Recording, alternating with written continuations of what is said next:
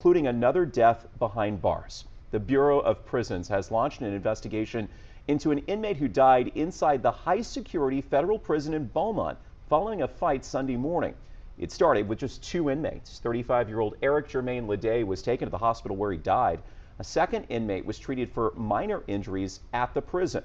Now, no staff or other inmates were hurt. We do know that the FBI was notified. Now, Leday was there serving a roughly 3-year sentence out of North Texas after being convicted of receiving firearms while being under felony indictment. This follows the fight, remember, in late January that ended with two inmates dead and resulted in a nationwide prison lockdown.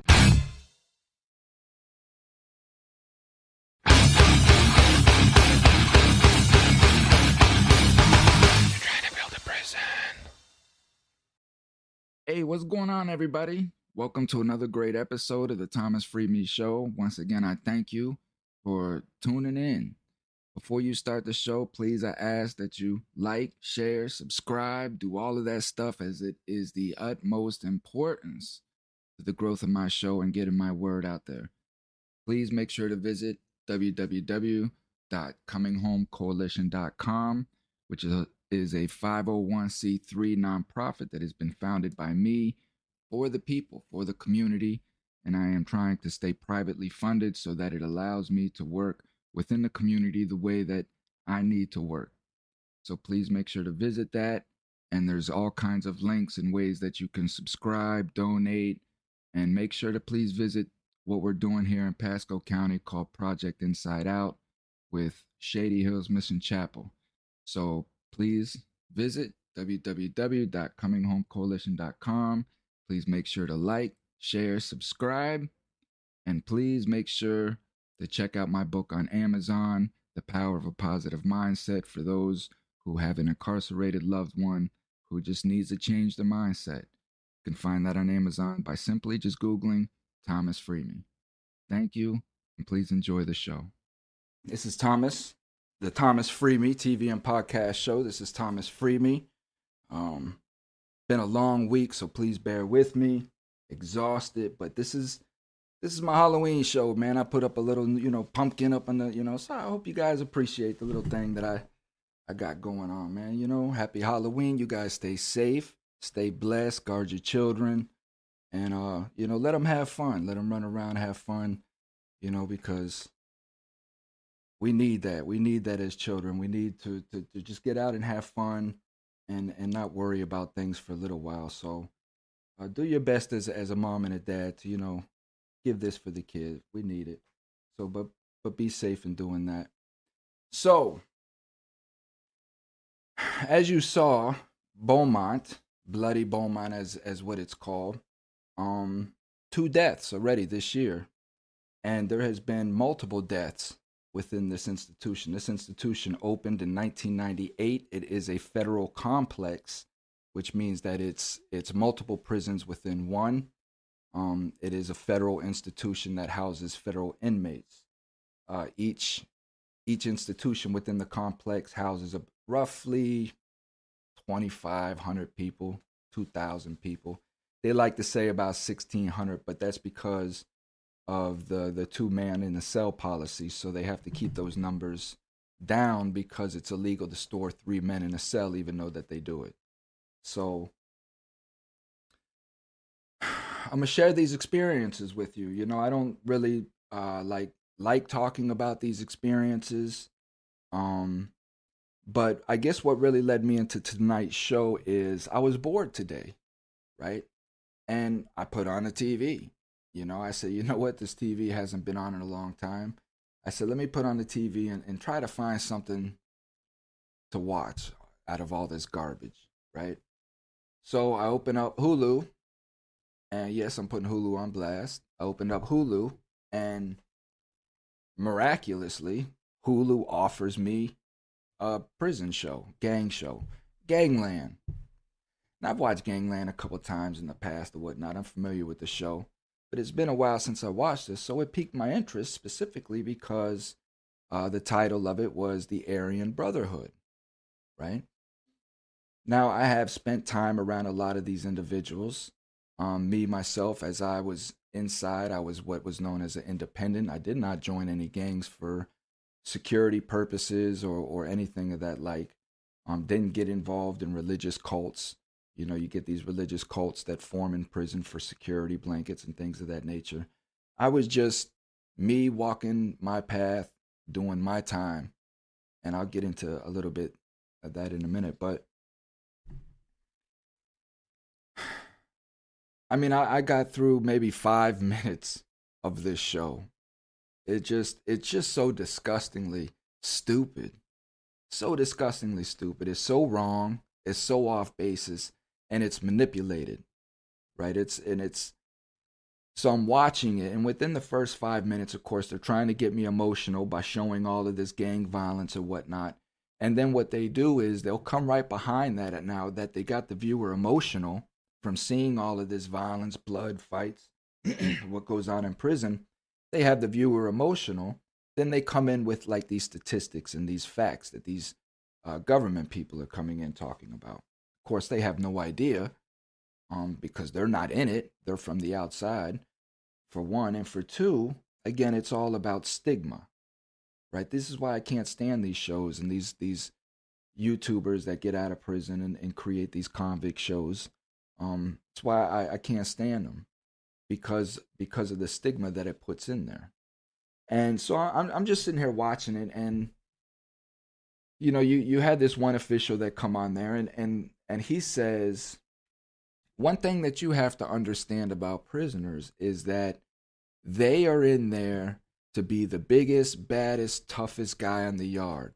All of them want to be that guy, the biggest, the baddest on the yard. This is what he said, right? And it's just so completely untrue. So that's one of the reasons why I stepped up tonight to make this show, because there's a lot of stigma out there about prisons and about bloody Beaumont, right? And things of that nature. So and I'm gonna also get into how that stigma plays into making these prisons violent.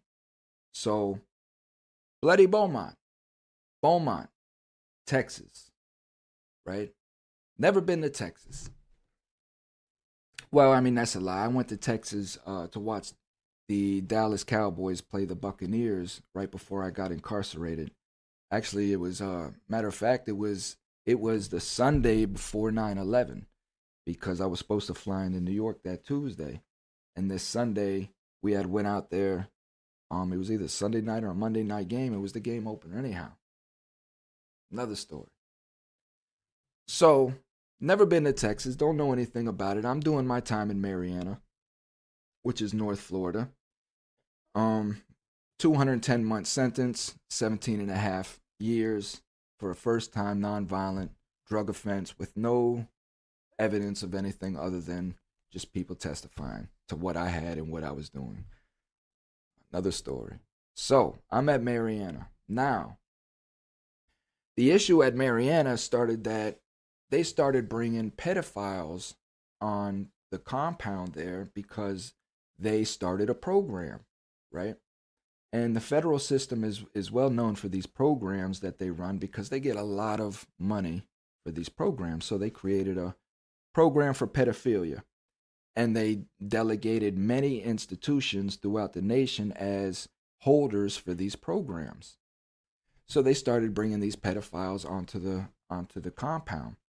Now, as you know, pedophiles are not welcome in prison too well. And they would just release these guys on the compound, and we would just run them off the compound as fast as they would put them on. So they ended up threatening us with additional time for any harm that comes to these pedophiles because they're running the program. That's the final line. And then they came with a solution that if people did not like to be on the compound with these pedophiles, because what the big issue was on the website, they actually changed the website to a sex offender spot. So if anybody looked you up, your name would show up at an institution that was a sex offender spot. So people wanted to get the hell out of there. So, and I was one of them.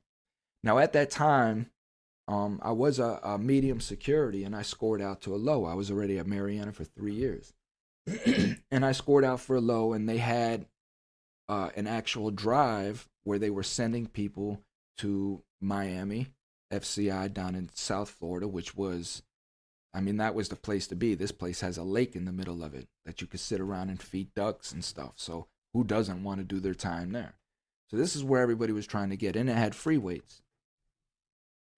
So a couple individuals were put in for the transfers, and they scored out to Miami. They hit up for Miami. My fear was I had a newborn child. I had all this time. I had elderly parents, and there was no help. You know, it was pretty much my parents that was my support system. So that was my biggest concern, because I had a newborn child, and it was hard enough for these people to drive 5 hours, and it's a gunshot. You know, it's a crapshoot.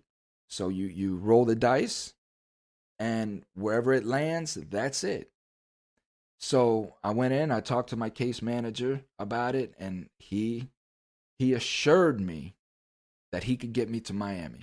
He said, man, I've gotten everybody that I put in, anybody that requested to go to Miami is going to Miami. All my partners that I've been doing, you know, the last 4 or 5 years with, they're going to Miami.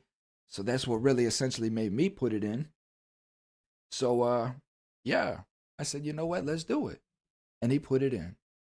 And that was a long 2 weeks.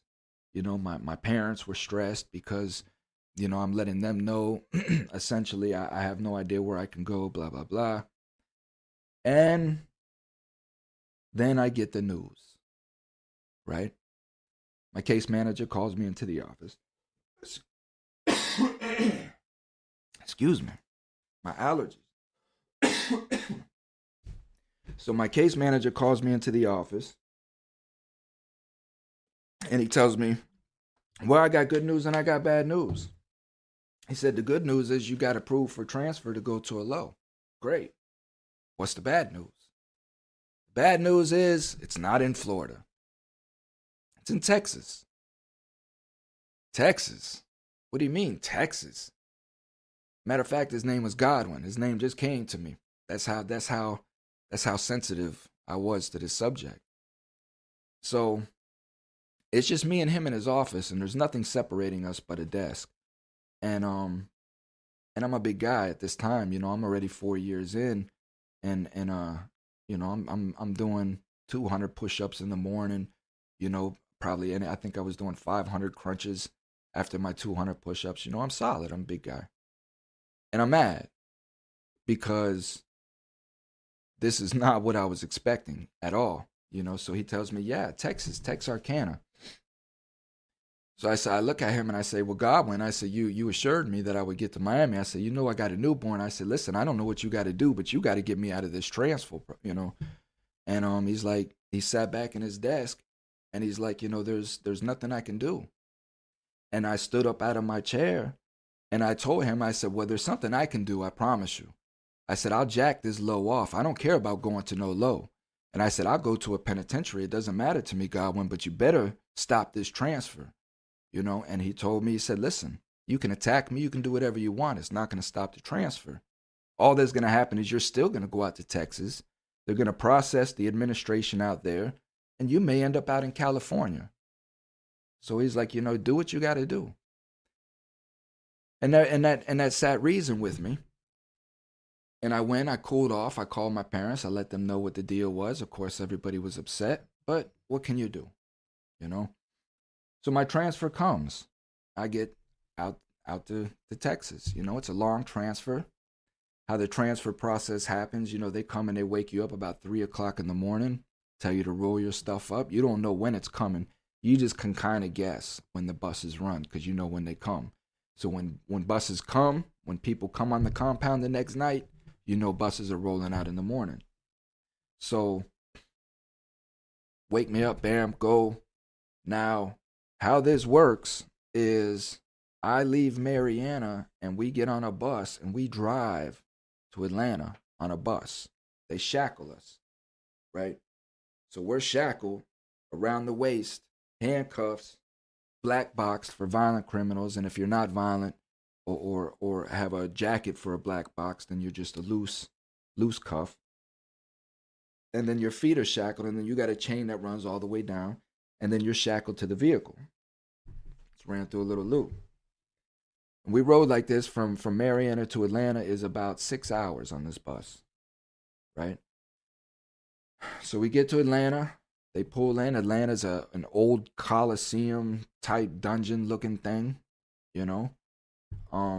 We go into Atlanta. They pull us down into the dungeons and take our cuffs off, take us off. They put us in a holding tank, feed us bologna and cheese for the day, and then we sit in a holding cell. You know, could be overnight, could be a week, could be 2 weeks. And while in Atlanta, right, there's rats everywhere. First and foremost, there's no lockers, but you can order commissary food. Now, if you order the commissary and your bus comes, that's on you. You lose your commissary. So it's just a risk that you take because in Atlanta, it's transit, so buses are running constantly. You're in the middle of a transit. You just don't know how long you're going to be. Me, I'm waiting on a flight, so I'm not waiting on a bus. They're flying me out to Oklahoma City. So I know that I got at least a couple weeks because the plane runs every couple weeks. So I order me some commissary or whatnot. I quickly learn, right, we got rats. So with no lockers, your commissary comes in a brown paper bag. You sit it down on the ground. The rats come up under the door and eat your food. So what you actually have to do is you have to, because on our dinner tray, we'll get some bread. We'll take the bread, roll it up in a little ball or whatnot, and just place them by the door. So the rats will just take the bread and leave your commissary alone for that night. You got to do this every night, you know. Roaches. I'm deathly afraid of roaches. I do not mess with roaches. You know, so you got to sleep with the lights on, right? Nobody sleeps with the lights off. And then that's it. So then they come, they roll me up out of Atlanta, put me on a plane, right? A plane with all of us, Con Air, you know, shackled, same way as a bus, only it's a plane now. And I was on that plane. They woke us up from Atlanta, 3 o'clock in the morning, got us on the plane. We took off, I would say probably 7, 8 o'clock. And we flew all over, you know, because the plane is just dropping people off, picking people up, dropping people off, flying all over the nation. Con Air flies all over the nation all the time. We don't even know it, right? So, long day, up and down, up and down. I had a migraine. I'm tired of being chained to the seat. You know, you're talking 13, 14 hours probably, sitting out on the tarmac for an hour or two, you know, just baking in the hot sun while they take prisoners off, count them, bring them back on, you know, all of this stuff. So we finally get to Oklahoma City. Now, when you get to Oklahoma City is an airport in itself. So when you land at Oklahoma City, the jet actually pulls up to the prison. We never touch the ground. It has its own little runway, its tarmac, all of that stuff. So we pull up to the little chute. They feed us off the plane. We go into Oklahoma City now. Another transit center. Same thing as Atlanta, but it's a little bit more cleaner, you know. Same thing. You sit in there all day. Atlanta was locked down. Oklahoma City is not. So Oklahoma City, you can actually come out in the pods, watch a little bit of TV, play spades, play cards. You're just killing the day, just wasting a day waiting for your transfer. Finally, from Oklahoma City, I catch a bus. I go to Texarkana, right? I get to Texarkana. It's a whole different world. Now, it's an old prison. Texarkana is from the late 1800s. Very old prison. One of the first prisons established here in America. And you could tell it's old, you know, very old. So, did not like it at all. It was really starting to be my first experience with gangs in that fashion. Now, over here on the East Coast in Florida, things of that nature, yeah, you have gang members. And yeah, you have cliques of gangs, but they don't run the compound in any kind of fashion for the most part, because on the East Coast is more just independence. You have more independence on the yards. When you get on the west side of the Mississippi on further, It's an overabundance of gangs. Gangs run the compound. So and that's what Texarkana was. It was my first experience with it, and I did not get along with these Texas people at all. This Texas mentality, the Texas ways, I didn't vibe with it. It wasn't my vibe. So it was very hard for me to you know make companions there. And furthermore, I was extremely stressed and pissed off because of what just happened to me, you know? And the ordeal that was going on in my life surrounding my child, her mother, everything that was transpiring with that, just everything happening at once, and I became very angry, you know?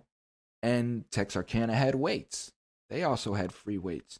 So I was taking a lot of that anger out on the free weights, and I got pretty big pretty quickly. Um, One day, matter of fact, it was a Wednesday in the lunchroom. I just had enough of Texarkana, I guess. And this was a Wednesday, and in the federal system, Wednesday is hamburger day, right? You get hamburger and French fries. We all look forward to this because it is probably one of the best meals that we get, and it's nothing but just these grade D hamburger meats, but it was what it was. You throw some ketchup and mustard on it, you're good. So the food administrator at Beaumont at this time was a female, blonde chick, and very flirtatious with the inmates, very flirtatious with the guards, and during meals, she'd be missing. You'd see her coming out of the back with a guard, things like that, because during meal everybody's up front, nobody's in the back. So there was rumors going around the prison about kitchen workers saying about the relations that they were having with her back in the kitchen or whatnot. And I just didn't have no respect for this woman, right? And her and I had had several altercations, and this is the reason why I didn't have respect for her, just because of her tone and the way that she had talked to me. She talked to me like I was dirt, as most COs do, right? And I just didn't appreciate that. And this particular day, the French fries were minimal. They were baked. They were not fried. The meat was scarce. I was hungry, and there was just the proportion food that we're supposed to be allowed was not it. And I took it to her, and I say, look, man, we're tired of this stuff, man, with these French fries. Time is FreeMe, man. I just can't keep my mouth shut.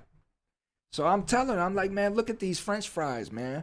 Like, who eats this stuff? You wouldn't feed this to your child. You wouldn't feed this to your dog. But yet you're feeding it to us, and you're allowing it to come through, right? So she looked at me and she said, you know what? She said, when you have an overabundance of fries, you don't come up and complain. So go sit down and eat your food. Now, as soon as I start to say something back, I feel somebody, because I got my tray in my right hand, I feel somebody grab my right hand and pull it towards them. And as they pull it towards them, I have no idea who it is because I'm focused on her. The lunch line is here, and somebody from behind me is grabbing my wrist. So it's happening all at once because as she's saying this, I really want to say something to her. But when he grabbed my wrist and started pulling it, I just lock my elbow, stick my hip out, and come with him like this, right? Now it's the lieutenant. It's the lunchroom lieutenant. He goes flying over my hip. Now, again, this is Wednesday, and I'm Unicorn, which means that I'm facilities, which means that we're the first ones in the lunchroom, which means that the lunchrooms are slap full. Everybody's in there. This happens in front of everybody. So when he goes flying over, of course, the food goes everywhere. I get in a defensive stance because now all these other COs are starting to come at me. And I step back and I tell them, do not put your hands on me, please. Please do not put your hands on me. I'll go to the shoe with you, but please do not rough me up. They agreed with me. They just said they had to grab my elbows and walk me to the shoe, but nobody was going to rough me up, and that's what they did. Now, I say all that to paint this story of Beaumont, because that's what this show is about. I really have to paint the picture, and I know we're probably going to run a little over, but I really have to paint the picture of Beaumont to really understand the schematics of this institution. Because is it bloody Beaumont? It absolutely is. People die there. I've seen people die. So, but I didn't know any of this going into it. I didn't even know about Beaumont. When it came up that I was being transferred to a maximum security prison because of what just occurred in the lunchroom, and it came up that I was going to to Beaumont, that's when it started to be explained to me that I was going to one of the worst prisons in America. Now, there's a select few of prisons scattered throughout the federal system in America where troublemakers are sent to, or when the system wants to punish a particular inmate, or for whatever reason, they send them to these prisons. Victorville, Beaumont, Big Sandy out in the East Coast. You have several of them. Coleman is a pretty bad penitentiary. So I landed in Beaumont. Now, I'm starting to hear the stories. And not only am I hearing the stories, but when I tell people that I'm being shipped to Beaumont, I hear the, oh man, damn, and all of this stuff. So the hype feared me because I knew that I'm going into the unknown. I have no idea what I'm going into, And sure enough, I'm back in the SHU for about 3 months. I'm in solitary confinement at Texarkana for about 3.5 months. Then finally they come and get me. They take me out of Texarkana. They take me to Oklahoma City again. I wait on Oklahoma City on my bus.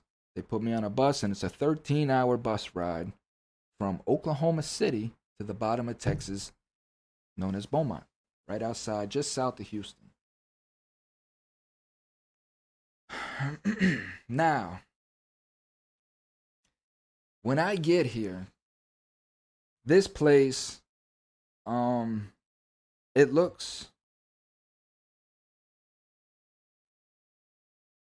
like a hospital right in the middle of nowhere. It's a huge, huge complex, and it just looks like a huge hospital, just like a huge hospital. Flat side walls, 3 stories high, cube-like, but kind of set in like a T. You know what I mean? Kind of like this is how the buildings would be set, and then each one that branched off is a unit, and then you have an upstairs and downstairs, and then of course you have all the scary gates and stuff. But it was just the silence of everybody on the bus, that was just surreal, because usually people are talking about the prisons or whatnot. You'd hear a jab from somebody here or there along the line about bloody Beaumont, and trying to instill the fear, keep the stigma going. It's a very intimidating place. So now when we get off the bus, right, we're in nothing but some khaki elastic pants and a white t-shirt, shackled. As we're walking through the main gate, you can look off to your left, I believe, and there's the rec yard over there, and everybody's out in the rec yard watching. We have no idea what for. I'm just people watching to get off the bus or whatnot. So we go in. It's probably 3-ish in the afternoon. We're tired. We've been up all night traveling on this bus, cramped, hungry. We get shuffled into this building, intake, and we go through intake. Through this process, we get a one-on-one with what is called an SIS lieutenant, which is he's a lieutenant who runs investigations going on the compound, and he comes in and he talks to you and he asks you if there's any reason why you cannot be on this compound. Now, I've never been asked this before going into any other institution, but I know what he means, and I'm like, no, I'm good. I went to trial and all of that. He said, listen, this is not the place to play tough guy. He said, if you have anything on your record as far as sexual crimes, pedophilia, anything like that, these guys will kill you. This is not the place to play. And I told him, man, I'm good. I'm not checking in because that's the alternative. If you don't go out on the compound, you get put in check-in status, protective custody. And that's worse as just as like being a pedophile or a snitch or anything like that. Because one, if you go on there, people know that you're scared. You're a scared individual and you can't come out on the compound. Why? What do you got to be scared of? That's how you're looked at, and that will follow you by every place you go. So that's not where you want to be at. So no, I'm good. I'll go out on the compound, So he said, okay. And he told me, he said, best of luck to you. Keep your head up, stay safe. Good advice. So I get my clothes, and about 10, 11 o'clock at night, we're done. We're leaving intake, we're going out on the compound, and we're walking across the compound, and you see everybody's face in the windows, because it's dark outside, and the lights from inside, you see people and then I get to my unit finally, and I walk into this unit, and everybody's standing there. Everybody's along the top tier, sitting around, looking to see who comes in. Now I get into this place, and right at the front door is 5 big ass white dudes, right? Big white dudes. Faces all tatted. Look like turtles. I mean, they tattoo everything. Look like they're looking through a peephole. I find that's comical, but to each of their own, I get it. I understand. The one guy, his face was covered with a skull or something like that, but that's who came up and talked to me at first, and he's like, where you at? Where are you from? I said, well, I'm from Florida. He said, you're a Florida guy, huh? He said, Texas and Florida don't get along too well. He said, let me ask you something. He goes, are you a Peckerwood? Or you on that bullshit Florida time? I knew what he meant by that, and I just told him, I'm on my time. I'm here to do my time, partner, and that's it. So he said, okay, I can respect that. He said, you run with anybody? Which means, am I affiliated? Am I in a gang or anything like that? I'm like, nah, I'm independent. So he said, okay, that's who you need to speak to over there. So he sent me over to this guy, long hair, hippie type, older. And he was the independent, but I could tell just within 10 minutes of speaking to this guy that he wasn't no shot caller or anything like that. He was delegated by the Aryan Brotherhood for speaker for the independents, but the Aryan Brotherhood is who ran this unit. Of course, they run the compound for the white dudes. So this was a Friday. Now I get ushered up to the top tier to meet a gentleman by the name of Kevin Black, who is proclaimed to be one of the leaders of the ABTs. Now I'm up here and I'm talking to him. He's questioning me about where I'm from. Real cool guy. Cool dude. We're just sitting there talking and this and that. And I'm telling him my story, and he tells me, okay. He says, now listen, whatever you see in the morning time, he said, I'm just letting you know, I'm putting you on notice. He said, something's going to happen here in the morning. We got to get somebody out of the unit. So he said, don't even worry about it. But he said, just go ahead and make sure we're going to be locked down for a little while.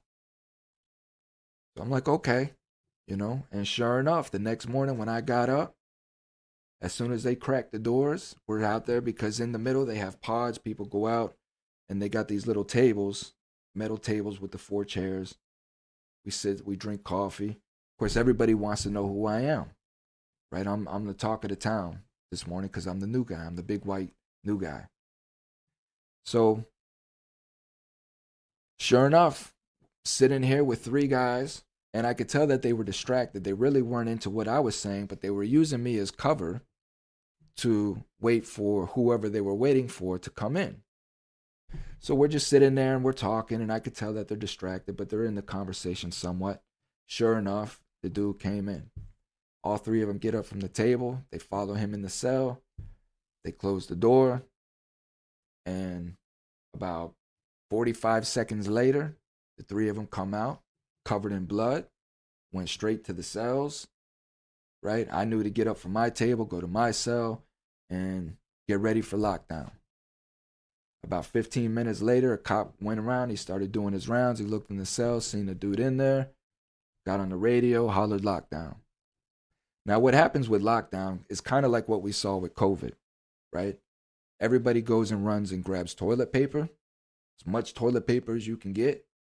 We go, there's ice machines. We fill our trash bins with ice.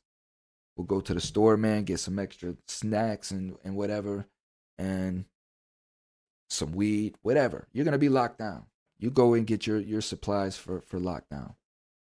And this was my experience of walking onto this compound, straight into a 2-week lockdown. I haven't been locked down like this per se, but I have been in solitary confinement the 3-month stint in Texarkana. So I'm kind of cool with lockdowns.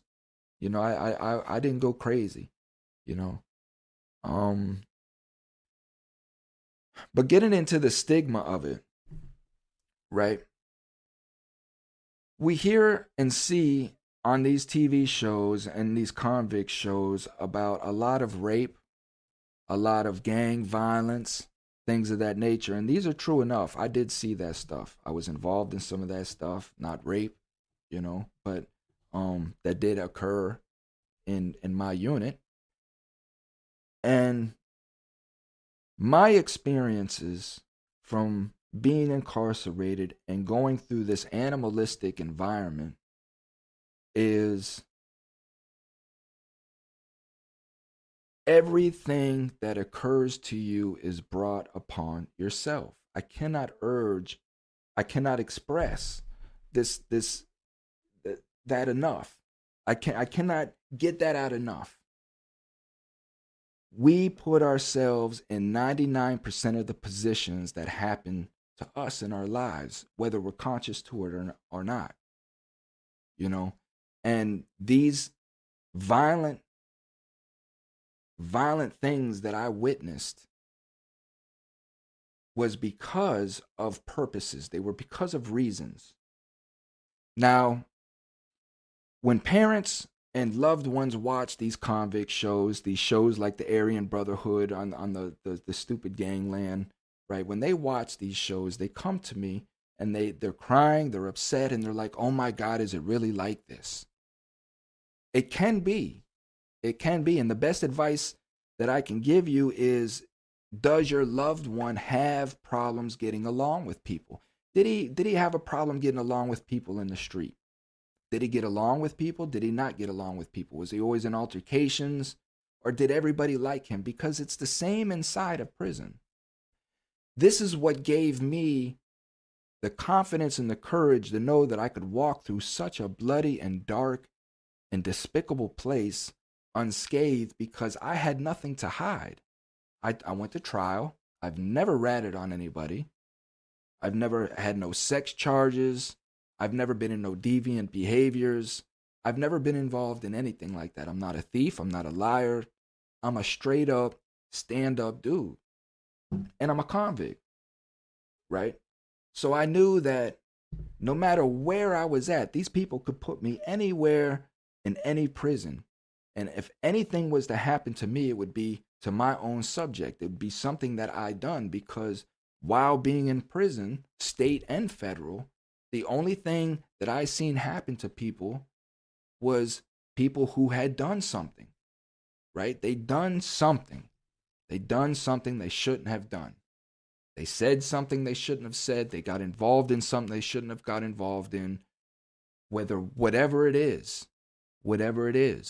And these are the rules that I try to display about being a convict when you do your time and going to prison. Because it does not matter where you're at, it's how you do your time. You know, there was many, many times I walked by a cell and out of the corner of my eyes, I saw something. But I never went and questioned. I never went and talked to nobody, because it had nothing to do with me. But if you're that type of person where you want to go and you want to find out, you want to know, you're playing with fire. Because one, it has nothing to do with you, so why are you questioning it? Why are you asking about it? You know, yes, it exists. And it can happen to you. So when I hear these things about these ABs, right? Beaumont is filled with the Aryan Brotherhood of Texas. And Aryan Brotherhood of Texas is a sect of Aryan Brotherhood that was not allowed to create its own, but they did anyhow. So they're kind of branched out and on their own. They live by their own creed. And throughout my bid, I've met an ABT here or there, and I've met many Aryan Brotherhood people. Now, I don't agree with their ideology. I don't agree with their thought process, but those are human beings that have to deal with that on their own. That has nothing to do with me. All I care about is how you treat me and how you respect me and my presence. That's all I care about. And again, these were cool dudes. We would bid, we would play softball together and whatever, you know. But when they get into numbers and the power shifts, that is when things change. And here at Beaumont, they run the compound. So even though I didn't agree with the ideology, I don't partake in it, I never have, right? I still had to understand that I was in a dangerous place, and I still had to live by their rules. I could not buck their rules. And I pushed a fine line. Right, I pushed a fine line. Some of the rules are they don't want you over there in front of the black television watching TV with black people. Plain and simple. But I don't like what they watch. They watch country TV and they watch, all kinds of gang stuff. And that's not my thing. I like a variety of things. So I would go over and I would sit with the black dudes and watch TV. And I was welcome, right? And I was always welcome. And it was my own people, the white dudes, were the only ones that ever had a problem with anything that I was doing. So the friction started to get, and then it broke one night. One night, without me knowing it, because I'm in the cell with a captain of the ABs, the ABTs at the time. His name is Moon, right? I know his real name, but we'll just stick with Moon. So Moon, for whatever reason, had an issue with me. I didn't notice an issue until some pictures came in of my daughter. I have a biracial daughter, and I kept those under wraps while I was there as much as I possibly could. But the issue really didn't come until I was opening these pictures on mail day, and Moon came in the cell and seen them over my shoulder. And of course, he just makes the comment. He pats me on the back. He's like, "Oh man, don't worry about that." He goes, "Man, I got kids from a Mexican." Okay, cool. So I fold them up, put them in my locker. Now, I didn't know anything. I didn't sense any tension, anything like that. We went to sleep that night in the bed. Got up the next morning. I go to the chow hall and to eat breakfast. He's already there. I look out of the corner of my eye as I'm going through the line, and I see all these ABs sitting at the table just looking at me, right? They're just staring at me, and it's not a nice stare. It's a heated stare, right? There's beef in the air, and I know it. I know tension by this time. That look shook me because I wasn't expecting it. For one, I had no idea what was going on. For two, that's the main thing is that's what scares us the most is when we don't know what's going on, right? I had no idea what was going on. So my adrenaline kicked into overgear. I get my tray, I go over, I set my tray down because Independence sat towards the back of the chow hall. So I set my tray down and I just go back to the cell. Now, when I get back to the cell, Moon walks in behind me with three other people, three other ABs. Now, cells are small. They got the door blocked, right? Again, I wasn't expecting this. So now I'm in the cell with these four individuals who could easily overpower me, right? I have no idea what they're on. I have no idea what they have on them. So they're all in there, and Moon tells me I'm to get out of his cell by lunchtime. I tell him, I say, Moon, I say, I have no issues with that, partner. I said, but you know what's going on? I said, I'm trying to get out of the cell anyhow. So he told me that I was masturbating on him in the middle of the night. Now, this is one of the big no-nos. You don't do that. There's plenty of times for you to do your thing. But when it's in the cell with your cellie, you don't do that. It's disrespectful. It's one of the most disrespectful things that you could do, right? Because it's like almost like, F this dude, I'm just going to pull out right here and just do what I do. And that will get you killed quickly, very quickly. Now, when he said that, I automatically knew what was going on in that moment. This dude had to create a story. See, gang members cannot attack independents, and independents cannot attack gang members and such without proper notice. There has to be a reason for it, because that'll kick off a riot, right?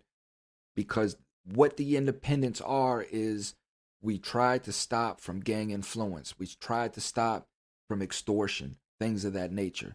So if an independent is being extorted by a gang member, depending on your compound, if you have good, solid independents that are willing to stand up, but you can go to the independents and say, man, listen, this gang is extorting me. I need help.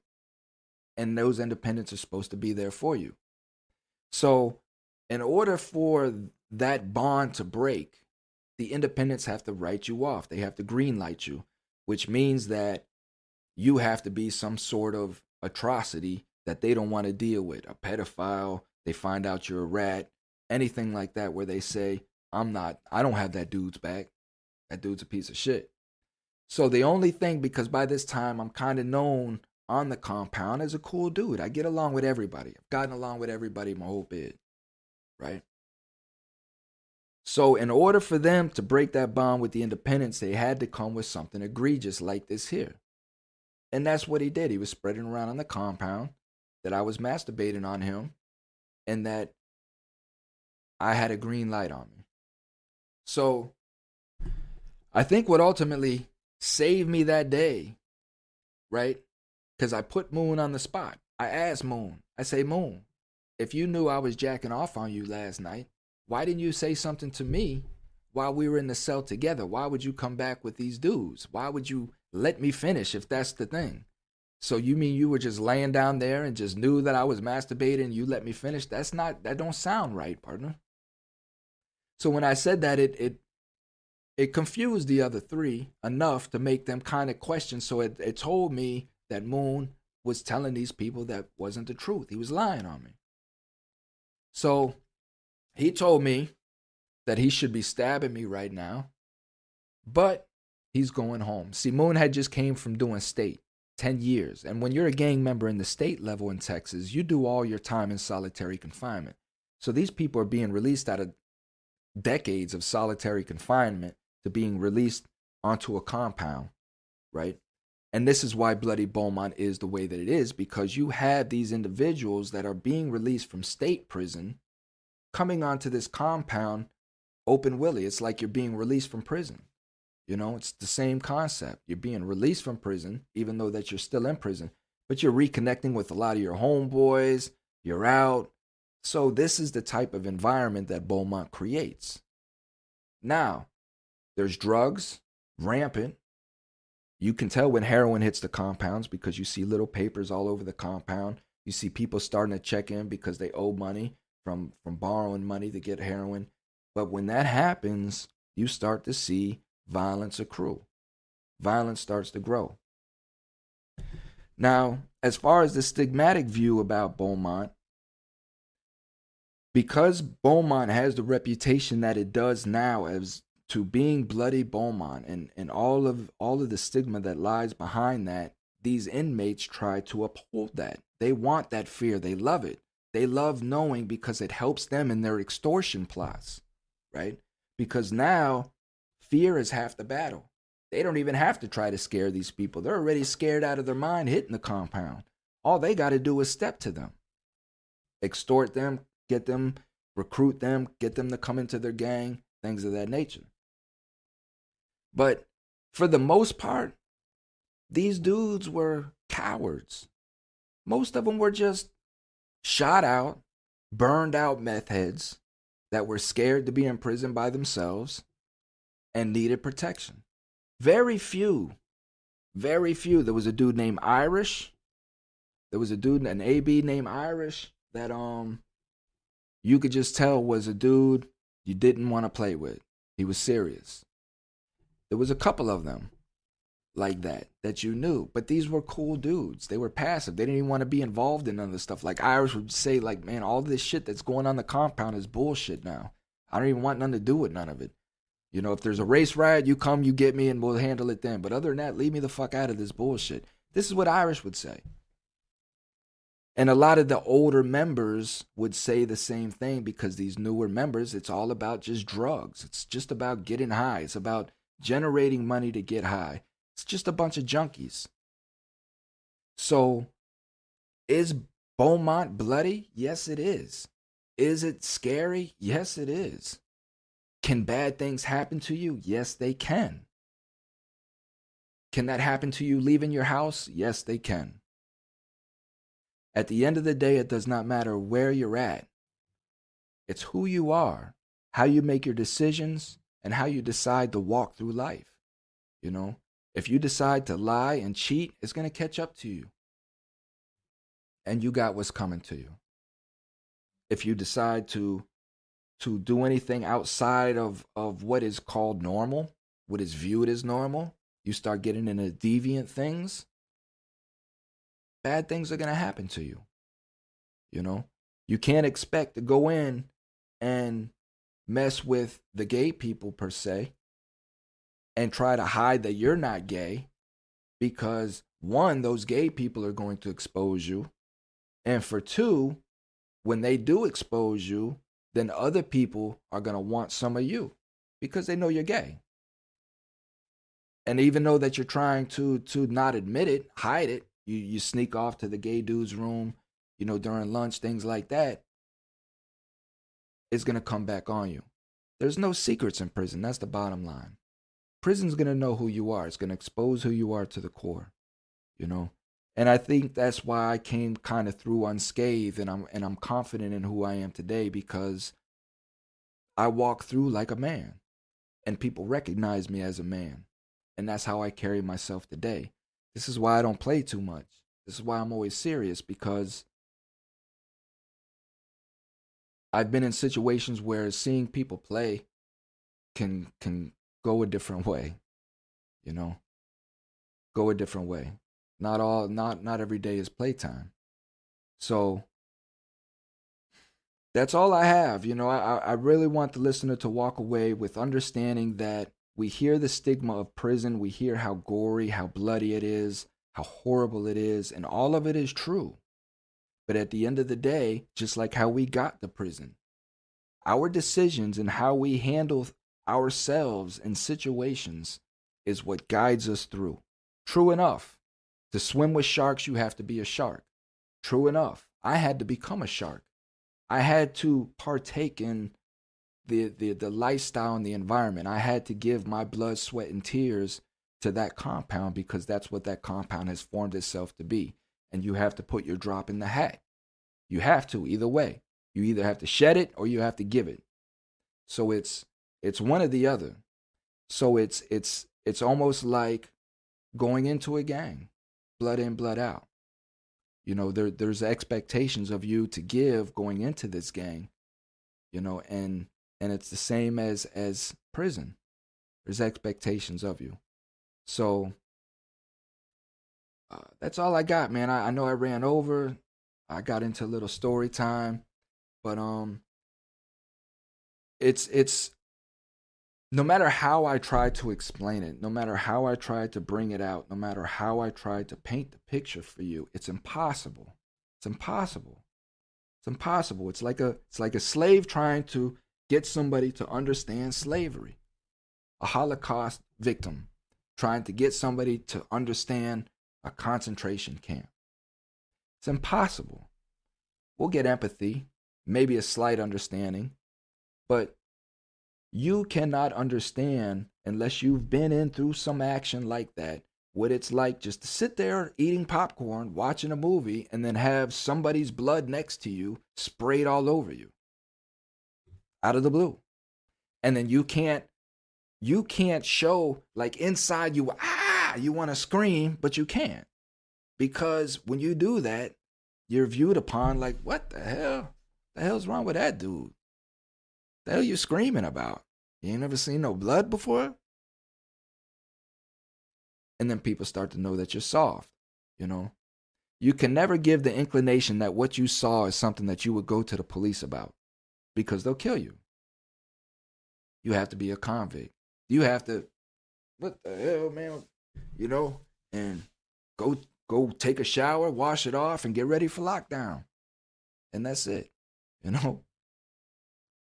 So I hope that you guys, enjoyed the show. I don't like to talk about this stuff too much. It is Halloween, so I figured I would bring this out. But it's these shows, man. It's these shows. I sit here and I watch these shows, and they're just so off. They're so wrong. They're so filled with manipulation, brainwashing, stigma, that I just had to come and talk about the gory stuff, which, I didn't get too much into that stuff. But it's triggers for me. You have to understand that, These other guys, they can get up on these shows and they can talk about it because they weren't in it. There's stories that they've heard, they watched from their cell, something of that nature. For me, this stuff is triggering, so I have to tread lightly with it. But it is a bloody Beaumont. They do need to do something about it. Again, 2 deaths already this year. The one that I just showed you, the importance of that, the dude had 3 years. I just did a show a couple nights ago where I said this could be your brother, your mother, your father, your sister, whoever, your child, that could just go to prison, catch a 2 to 3 year prison sentence, 2 to 3 year prison sentence, and end up dead in this institution. I don't see how anybody doesn't think that needs to change. I mean, yeah, my son, my child made a mistake, got involved in some stuff they didn't do. I pray they go to prison and learn their lesson and come home and be productive. And then you get a call. Yeah, sorry, your son didn't make it. We found him dead in his cell today. What do you mean you found him dead in the cell? He had a 3-year sentence. Sorry, got into a fight with another inmate, and the other inmate killed him. This is the life. Stay out of prison. Until then, you guys take care, man. Stay safe, stay blessed, stay out of your emotions, think critically, and just let's make change, man. Visit www.cominghomecoalition.com to see everything that I got going on and how you can support. Support is needed to keep this channel going. If you do like these messages, please make sure to like, subscribe, share, just like that. Thank you so much. Until the next time, Tuesday night, I'm out.